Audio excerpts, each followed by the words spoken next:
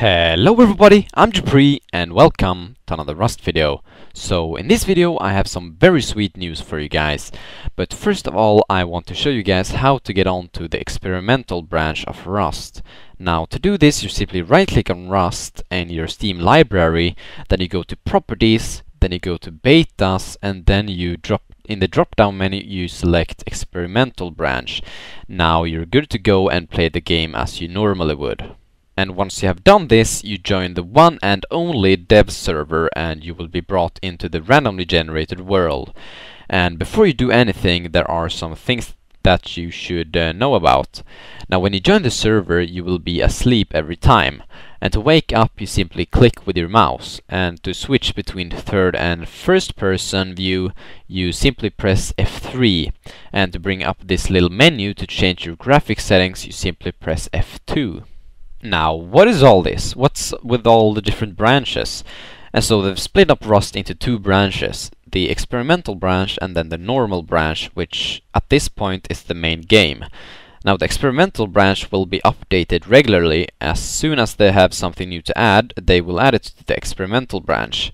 And the experimental branch is pretty much an updated version of Rust. A lot of the code has been rewritten and all the animations and graphics has either been remade or updated. While all this is happening in the experimental branch, we have the normal main branch. This branch will not be getting as many updates, and if I understand it correctly, it will stay in its current state. So at some point it will be called the legacy branch because it's the old Rust, and then the main branch will be what's now known as the experimental branch. So what's new with the experimental branch? Well, first of all, one of the biggest things is the random world generation. Now I have talked about this a lot before in previous videos, but this time they have added it to the experimental branch for everyone to see. Now at this time the world will not have any rad towns or pre-made buildings. There will only be mountains, trees, plains, resources, and of course a shit ton of naked dudes. The next thing on the list of things they've added to the experimental branch is the third-person view. You can now play in third-person view, which means that the camera will be behind your character.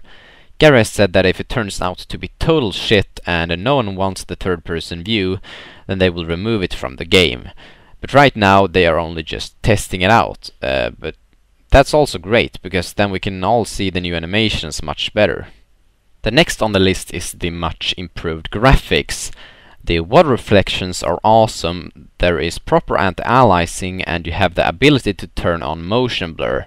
And overall the game just looks a lot better in my opinion. And the next is the improved animations. They have remade pretty much every animation in the game.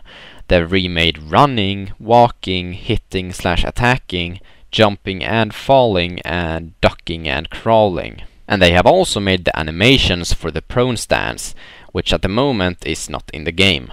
The next on the list is the ability to swim.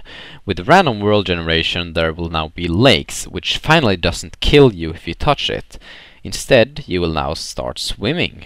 Next is the new rocket launcher, which is made by Tom, and the bone knife and water bottle / satchel or whatever it's called, which are both made by Dan. And at last we have some great UI suggestions. These are all made by Peter, and there are a lot more images than I'm showing you in the video. If you want to check them out, I will leave a link in the description to the Trello page where all the images are uploaded. But there has been a discussion about one of the photos on the forums. The blurry background in this image might be snow. It looks like tall mountains and snow, and with all the white dots on the screen it looks like snowflakes falling from the sky. Now I really hope this means that they are working on implementing different biomes with different weather conditions, because that would be absolutely amazing. Anyways, if you want to, you can follow me on Twitter for updates on my channel as well as Rust information.